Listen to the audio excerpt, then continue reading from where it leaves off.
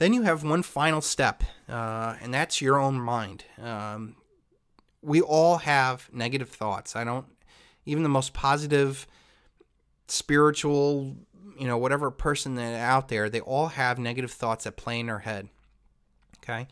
And I have a great tool that I've developed, that I've learned, that I've used over and over again. And it's just changing the way you think. And you actually have to fight against what is ingrained, programmed into your mind. Okay. So I'll give you an example of this. Okay. So I have two children. My daughter's name is Katie. She's 6. Katie Scarlett, and my son is 3, and his name is Jack. My son Jack is an absolute moose. He's I think 43 pounds. He's so far off the weight chart, and he's not fat at all. I mean, he's just a big, muscly kid. He looks like Peyton Hillis from the Cleveland Browns as a little boy. Big, thick head, and he had a mustache when he was born, and it's still there.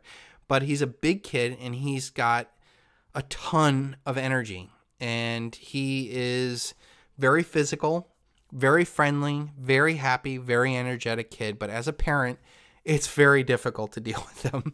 And I'll give you an example. When he was 2, when we would go to church, the kid wouldn't sit down. He would, he'd shout out, do stuff. He was just, not church-like environment. So I would have to go to the back of the church and physically hold him, or else I'd be running around, after this Speedy Gonzalez kid, as he goes to grab candles or, icons or whatever. So I would have to stand there and hold him. Well, after holding my 2-year-old son, who probably weighed, 35 pounds at the time, and him wiggling, I threw out my shoulder. Okay? Can you imagine a 2-year-old doing this? I mean, that's what kind of the size kid he is.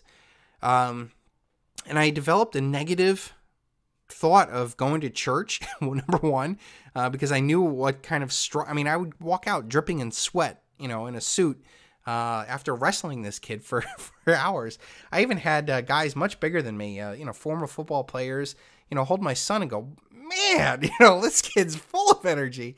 And I would take, a challenge, and I'd say, here, hold my son for 10 minutes. And I said, you're not going to be able to do it. I'm just letting you know. And he would eventually wiggle his way out, and he's a big ball of force.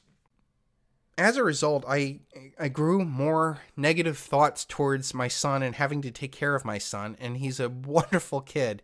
But I'll tell you a way of, again, taking this negative thought that starts creeping into your mind and turning it around instantly and forever.